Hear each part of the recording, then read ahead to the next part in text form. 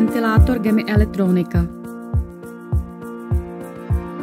Vybavený výjimečným motorem třídy H.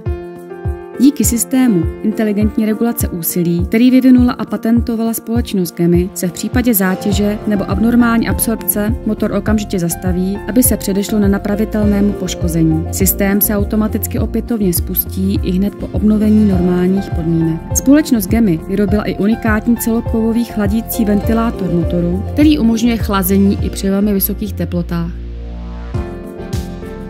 Motor GEMI nevyžaduje žádnou údržbu, protože nemá žádné kartáče, které by se opotřebovávaly. Využívá totiž asynchronní motor, který spočívá na principu rotujících magnetických polí, což umožňuje dlouhou životnost bez nutnosti jakékoliv údržby.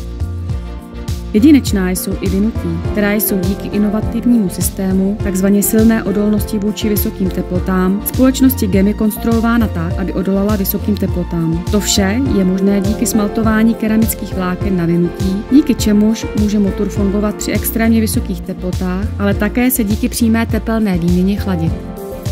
U tohoto systému nevyžaduje motor GEMI žádná další ochranná opatření, protože ochrana je aplikována přímo na vynutí motoru, což je na trhu naprosto jedinečné.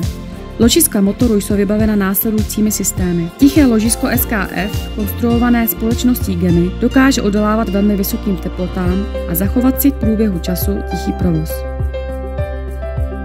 Dalším silným bodem, který si společnost GEMI patentovala, je samomazací systém ložisek, označovaný jako mazání vysokoteplotních ložisek, vyvinutý ve spolupráci s oddělením environmentálního strojírenství a fyziky na univerzitě v Basileji spolu s renomovaným výrobcem maziv.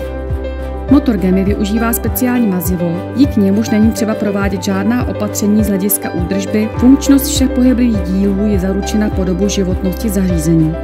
Dalším velmi důležitým prvkem je nízkoenergetický absorpční systém, který umožňuje snížení absorpce energie o 60%. Tuto obrovskou úsporu energie umožnila studie provedené společnosti GEMI na unikátním klecovém rotoru. Aby byla zaručena dlouhodobá použitelnost při vysokých teplotách, obsahuje motor GEMI třídy H1 plastové komponenty, například se jedná o armatury, kondenzátory a konektory. Ty všechny jsou připojené pomocí kabelů na vnější straně komínového ventilátoru a chráněné před zdroji tepla pomocí speciálního kabelu z keramických vláken, který je odolný vůči vysokým teplotám.